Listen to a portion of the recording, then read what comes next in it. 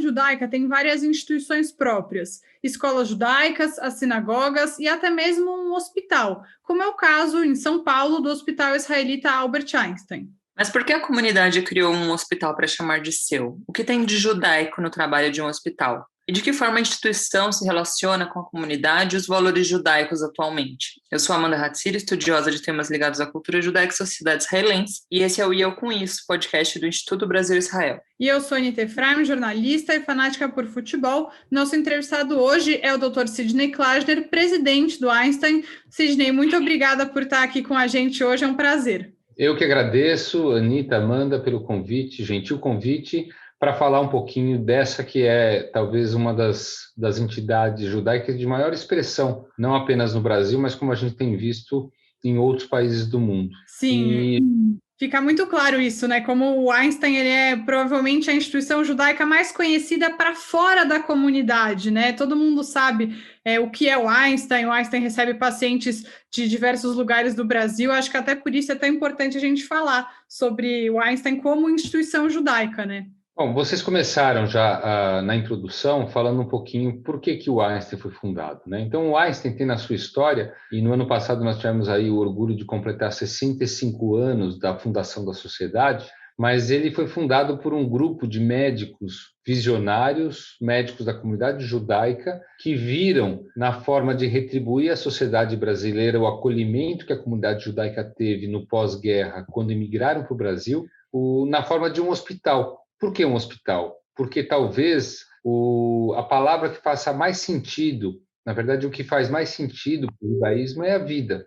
E como retribuir? Retribuir com saúde, para aquilo que faz mais sentido dentro do judaísmo.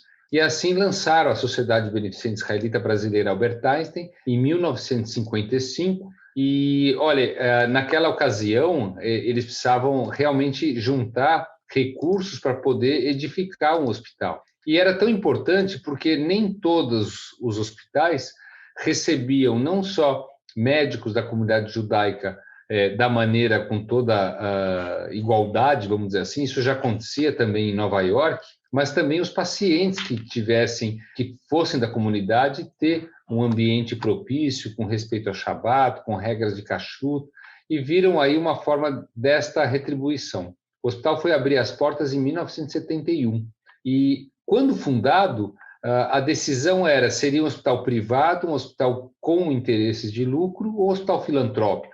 E optaram para ser um hospital filantrópico. Algo interessante é que 2 anos antes do hospital abrir suas portas, em 71, o Einstein já exercia um papel filantrópico na comunidade de Paraisópolis, atendendo as crianças em pediatria. Muito interessante. Você já introduziu um pouco, que eu vou perguntar agora, Sidney, mas conta um pouco mais o que tem de judaico no trabalho do Einstein. Você falou desse trabalho filantrópico, né? Qual que é o diferencial de um hospital israelita? Bom, primeiro que o Einstein não seria o Einstein não tivesse a ação de vários voluntários, inclusive o corpo de voluntariado, ele foi formado, na verdade, na fundação da sociedade, e trabalhou muito para que esse hospital começasse a funcionar. Hoje, o corpo de voluntariado conta com mais de 600 pessoas, mas a gestão do hospital, a diretoria, a parte estratégica, ela é formada principalmente por membros da comunidade judaica. Não que exista um estatuto para isso, mas eu tenho o privilégio de ser o 5º presidente que o Einstein tem desde a sua fundação, todos eles que têm como legado a manutenção do Einstein como uma entidade judaica. Como? Através da celebração do calendário judaico, mas principalmente aquilo que nós nos orgulhamos de falar, que o Einstein é o que é, por conta de 4 preceitos judaicos que nortearam e permearam a nossa organização desde que ela foi fundada até hoje. E isso aí se dissemina por todos os 16 mil colaboradores como algo de cultura organizacional, que são a mitzvah, boas ações, a refuá, assistência à saúde, o hinur, que é o ensino, e a tzedakah, no sentido não de caridade, mas no sentido de justiça social. Esses preceitos são aqueles que permitem o nosso planejamento estratégico estar apoiado em um pilar de excelência na assistência médica, assistência à saúde, o outro de ensino e educação da população e um terceiro de pesquisa e inovação, todos eles sustentados por uma base sólida de responsabilidade social. Legal, os valores judaicos são uma parte muito importante, né, do que é ser israelita, o que é ser judaico, mas queria também que você falasse um pouco das questões envolvendo as leis judaicas, né, a Halahá. Você falou um pouco já sobre essa questão de respeitar o Shabat, de ter comida kasher e tudo mais. E o que mais tem além disso? E como que vocês conseguem juntar os dois mundos, Sidney? Assim, vocês têm médicos que respeitam o Shabat e aí eles não trabalham no sábado, trabalham. Como é que vocês organizam para juntar tudo isso? Até porque não é só judeu que se vale dos atendimentos do hospital, né? Pelo contrário, Anita, a grande maioria dos pacientes não são da comunidade judaica, já visto a comparação entre pessoas de outras comunidades com a comunidade judaica que tem acesso. Mas, igualmente, nós temos aqui 10 mil médicos autônomos cadastrados que podem exercer medicina no hospital, e destes, 4% apenas são médicos da comunidade judaica. Então, como que a gente convive nesses dois mundos? Não, existe aqui praticamente meus avós falariam de um Yiddishkeit, quer dizer, algo que você coloca a cultura judaica como também algo de disseminação para todos os colaboradores. Eu faço questão nas festas judaicas, no Ano Novo, em Pessach, no fim do ano, eu faço uma mensagem a todos os colaboradores para que também se habituem com um pouco mais dessa cultura, né? E, dentro do possível, respeitar as festividades aqui dentro, e dentro dessa, hoje, o residencial israelita Albert Einstein, que é um lar de longa permanência de idosos, antigo lar Golda Meir, no momento de grande dificuldade financeira, de sustentabilidade, o Einstein adotou e hoje é o responsável pelo residencial israelita que cuida dos idosos, vários deles em condições sociais, da comunidade judaica, cuja fila é gerida pela Unibis, por exemplo. Além disso, as relações do Einstein, principalmente com a Federação Israelita, com a Confederação Israelita do Brasil, são as mais próximas, com fundo comunitário, com diferentes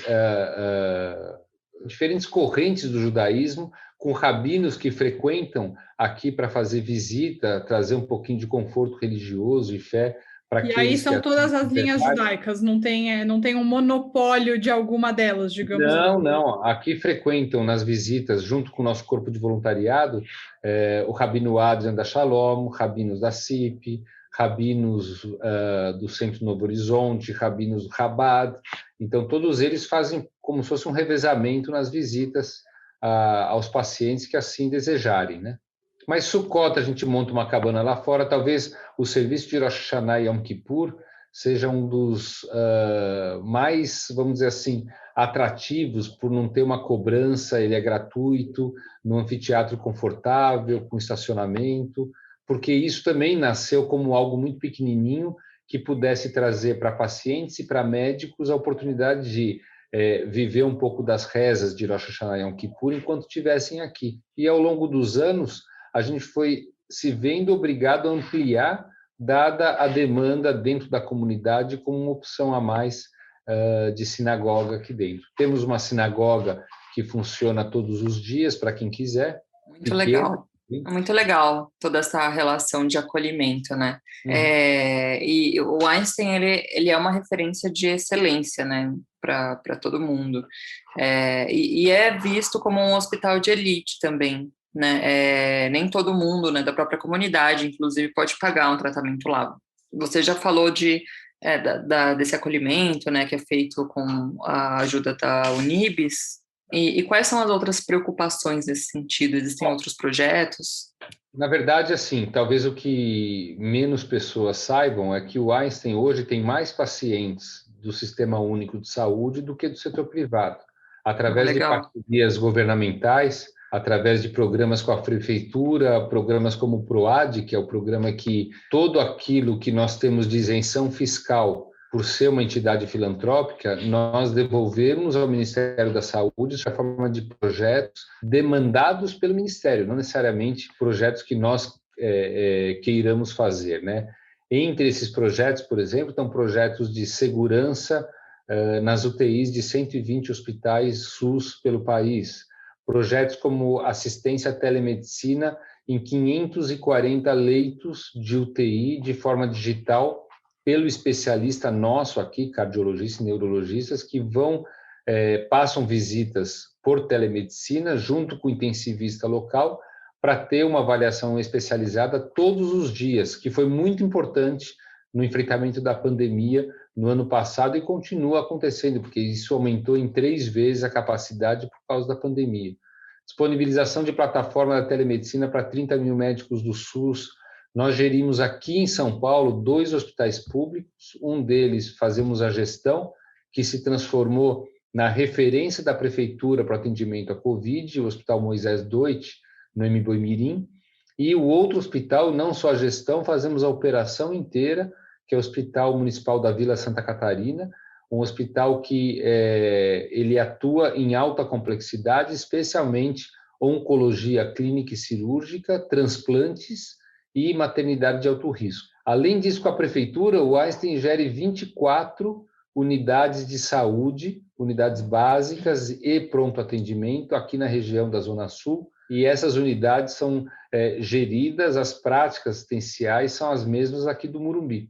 E aquilo que nós falamos, por exemplo, de sustentação do residencial israelita, ou mesmo essa participação junto com a Federação, com o CONIB, com outros eventos, o Einstein ele dispõe da forma de doação para assuntos relacionados à comunidade judaica, 60 milhões de reais ano em projetos, especialmente esse projeto residencial que já toma conta da metade da gestão de saúde de mais de 1.000 idosos carentes que também recebem o atendimento do Einstein e uma carteirinha de plano de saúde quando há necessidade de internação, aí em outro hospital. Mas todo esse cuidado é um cuidado que reverte não só à comunidade judaica, mas ao país como um todo. Então, a gente pode dizer hoje que tem, pelo menos no país, quase 1.500.000 pessoas que se beneficiam tendo algum contato com o Hospital Albert Einstein. Sim, isso é muito, muito interessante, porque tira também do nosso imaginário só o atendimento na unidade que todo mundo conhece, do Morumbi, né, que é sempre o que vem na cabeça das pessoas. E, Sidney, eu queria que você falasse um pouco como que o Einstein chegou a ser o que é hoje, que a gente falou logo no início, que é a entidade judaica mais conhecida no Brasil, provavelmente, e de que forma você acha que o trabalho do hospital influencia em como as pessoas veem a comunidade judaica, que por muitas vezes é compreendida por quem não conhece o trabalho, como uma comunidade muito fechada, que olha muito para si mesma, e é muito diferente, muito oposto do que você está falando, né? Então, como que o Einstein acaba influenciando nisso? Bom, tua primeira pergunta, como que nós chegamos a ser o que nós somos, eu acho que tem muito também, a gente fala do censo, que é um censo judaico, a gente nunca está satisfeito com o que a gente acaba de completar. Quer dizer, quando existe um projeto, e um projeto ele é concluído, já no dia seguinte nós estamos falando o que poderia ter sido feito melhor e que não foi feito para que nós possamos fazer melhor ou incrementar aquilo que foi feito. É um senso de nunca estar satisfeito que eu acho que permeia não só a atividade de um hospital, mas eu acho que o judaísmo como um todo.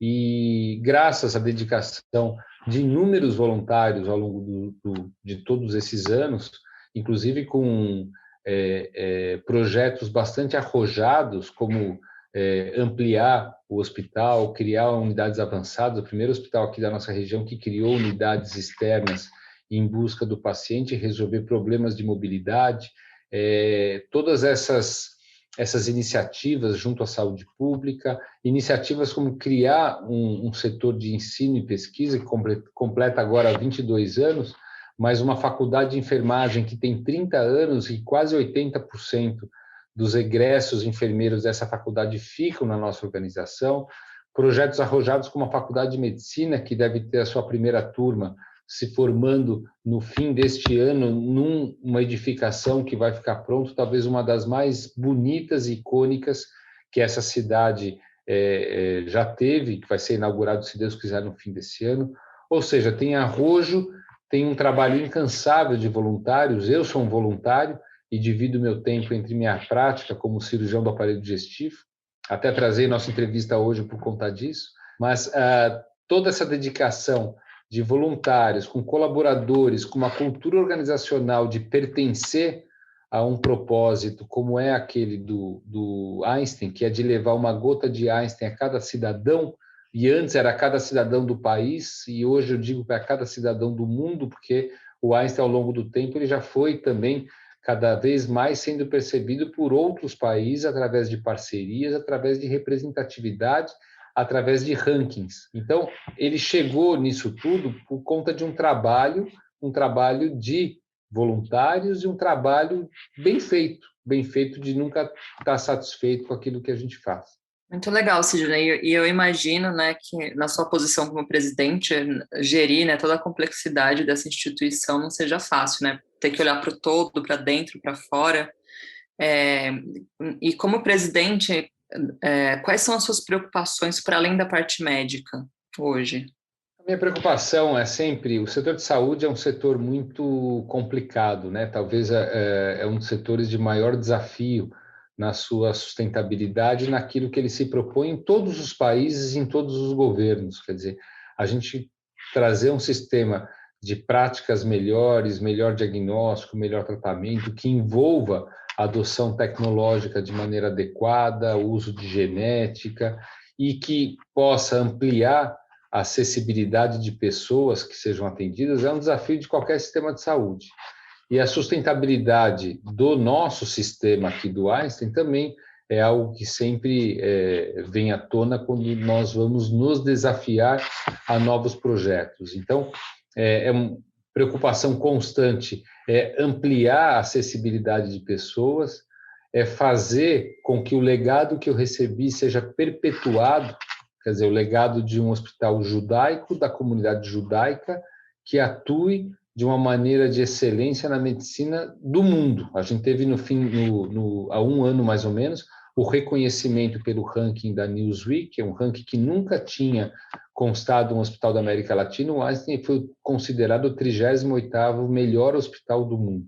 Isso que havia 2 hospitais israelenses, um em 9º lugar e um em 34º lugar presente nesse ranking, que para nós também é outro motivo de orgulho. Mas fazer parte de um ranking é um reconhecimento internacional que mostra que o caminho é esse.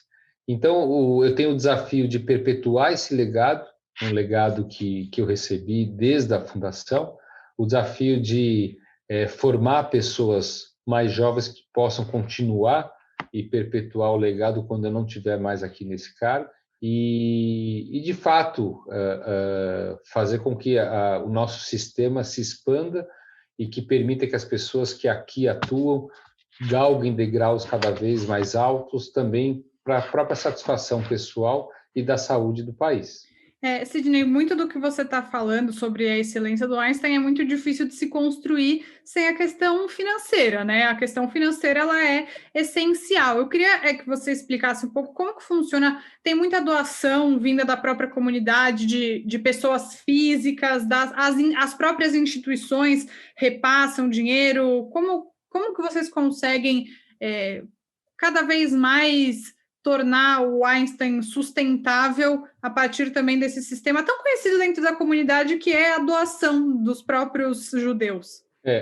O Einstein, ele, obviamente, ele é sustentável, quer dizer, nosso planejamento estratégico, nosso balanço financeiro, ele é extremamente responsável como um balanço das melhores empresas do mundo.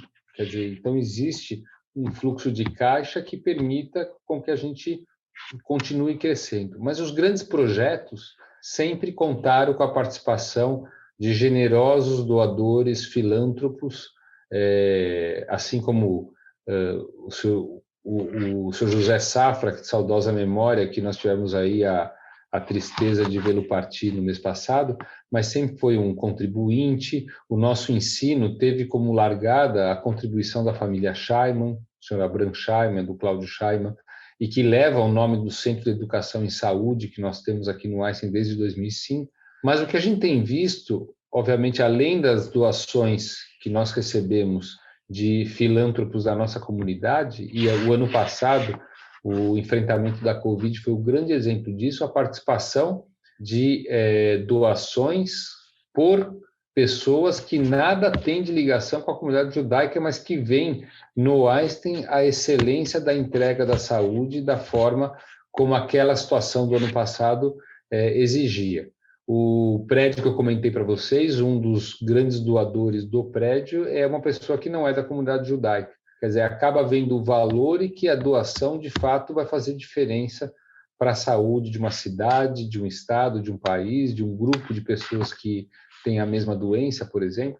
Então, os grandes projetos, nós vamos atrás de doações também, para que a gente possa manter a sustentabilidade e que a gente possa empreender da melhor maneira possível. Legal. Trazendo um pouco mais para o âmbito da política, né? Recentemente a gente teve algumas notícias envolvendo o Einstein com respeito a internações de políticos, né? Como o próprio presidente Jair Bolsonaro. Como que vocês lidam, né, enquanto instituição, com essas questões mais políticas?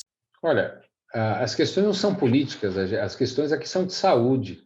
Todas as semanas tem políticos internados aqui que ninguém fica sabendo, porque uma das regras mais pétreas aqui, que faz parte do Einstein, é a privacidade e o sigilo de quem se interna aqui.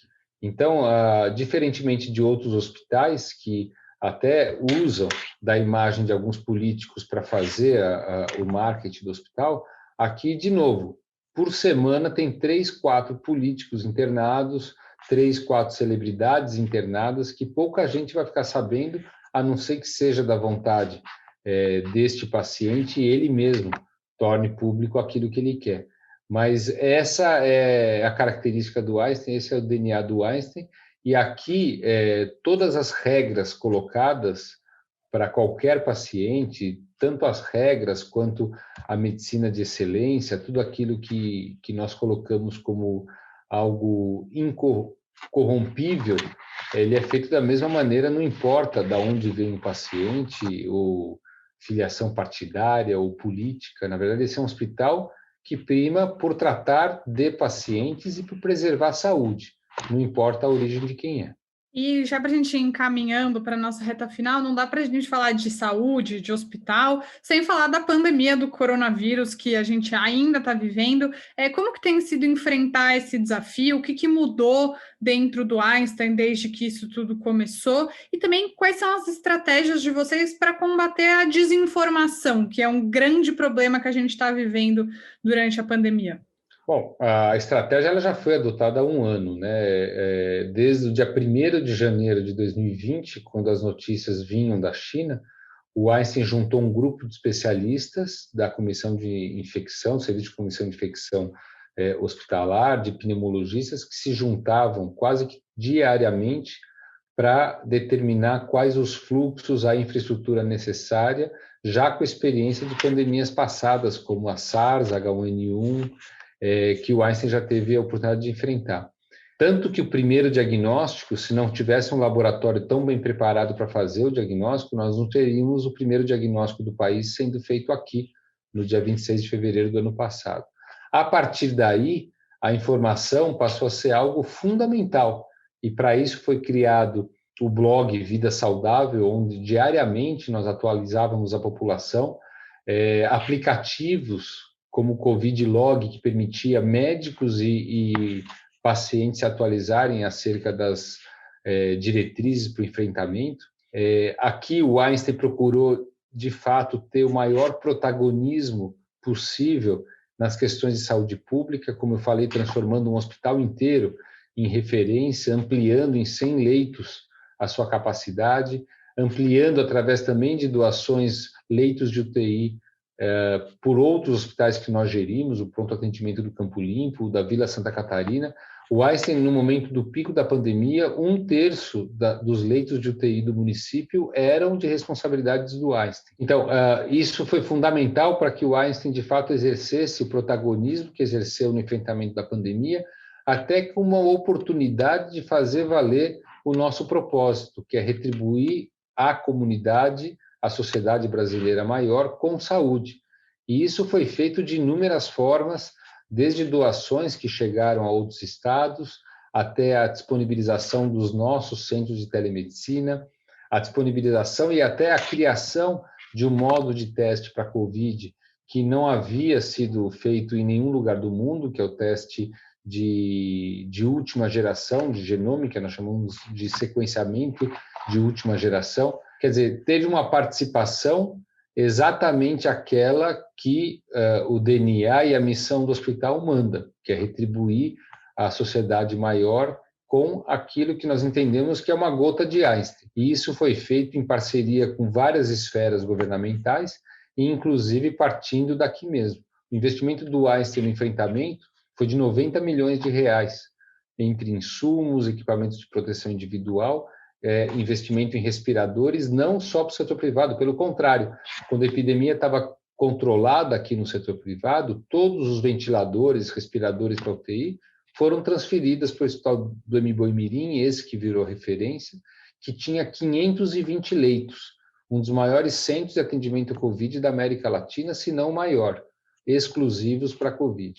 Então, este é o papel que nós vemos como uma entidade judaica que retorna à população geral aquilo que está na missão, que é trazer saúde à sociedade brasileira maior como forma de retribuição.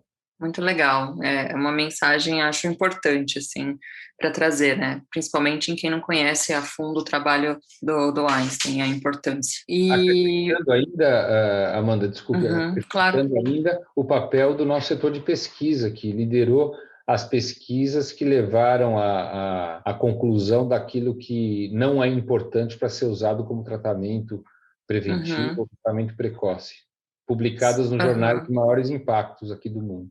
Sim, e ainda dentro disso que você falou, né, como foi o envolvimento, né, do Einstein no desenvolvimento, né, das vacinas, né, e no processo de vacinação? O envolvimento nosso com a Coronavac foi disponibilizar e arrebanhar nossos profissionais de saúde para que eles fossem voluntários nesse teste de fase 3. E vários aqui, tanto médicos, enfermeiros, técnicos de enfermagem, fisioterapeutas, participaram como voluntários ou recebendo a vacina ou placebo.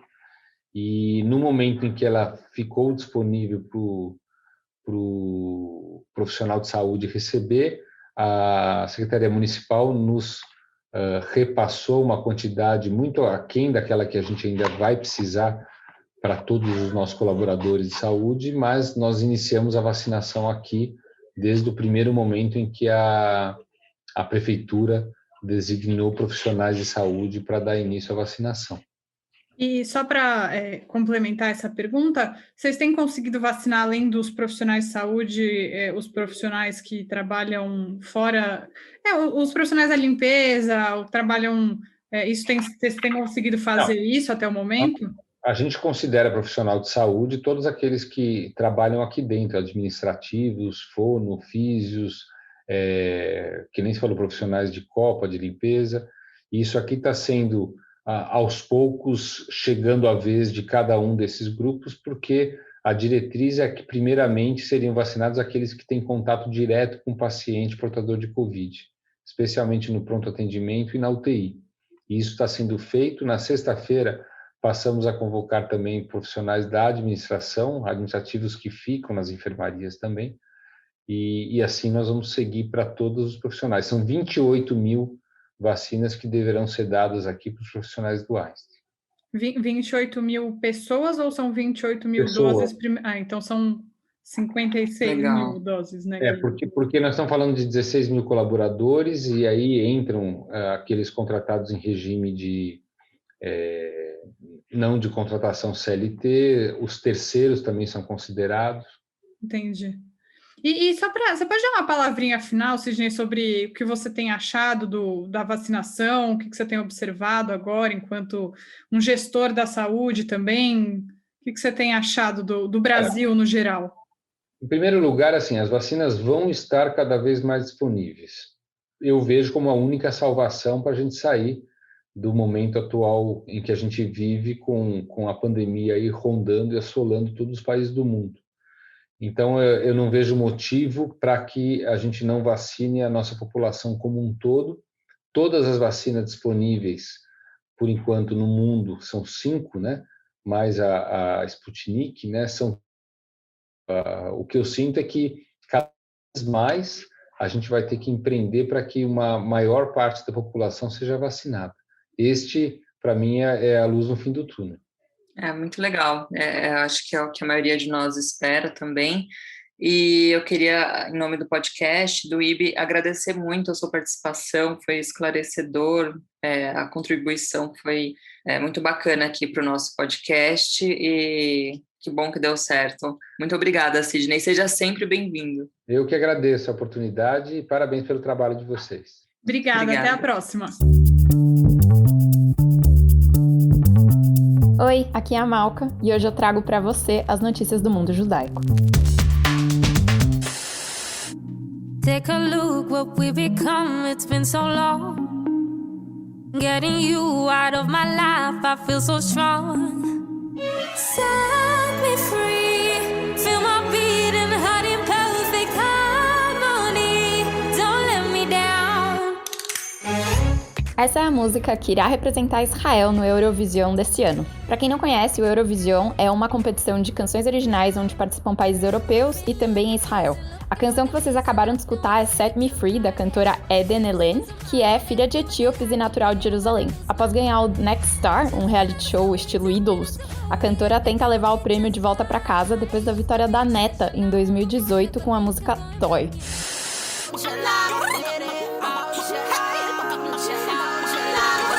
Look at me, I'm a beautiful creature. I don't care about your modern time preacher. Welcome boys, too much noise, I will teach ya. Pum, pum, pum.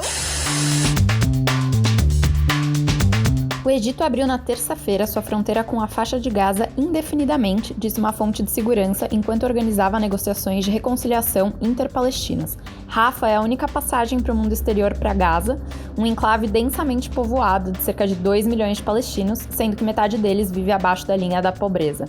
A abertura ocorreu no segundo dia de negociações entre facções palestinas no Cairo, com o objetivo de abrir caminho para as primeiras eleições na Cisjordânia e na faixa de Gaza desde 2006. O movimento islâmico Hamas obteve uma vitória esmagadora, inesperada na última votação, e que também não foi reconhecida pelo Fatah, o presidente Mahmoud Abbas na época, levando a confronto sangrento no dia seguinte, uma divisão do governo palestino desde que o Egito fechou intermitentemente a passagem de Rafah. O Fatah comanda a autoridade palestina na Cisjordânia e o Hamas está no poder na faixa de Gaza desde 2007, que foi o ano que Israel impôs um bloqueio aí mais pesado no enclave costeiro. Vamos aguardar as cenas dos próximos capítulos, como fica o relacionamento entre Hamas e o governo do Egito. Agora, seguindo o episódio da semana passada sobre os ultra-ortodoxos, uma atualização interessante para trazer para vocês. Dentro de uma das comunidades mais radicais dentro dos grupos Haredim, a Edah Haredit, que inclusive se considera antisionista e anti-governo, deu à luz ao Hasdei Amram, que é um grupo inicialmente formado por 12 pessoas que fornece para Haredim tratamento para Covid. O grupo já ajudou mais de 5 mil infectados, sendo que 12 mil também estavam buscando por orientação por telefone.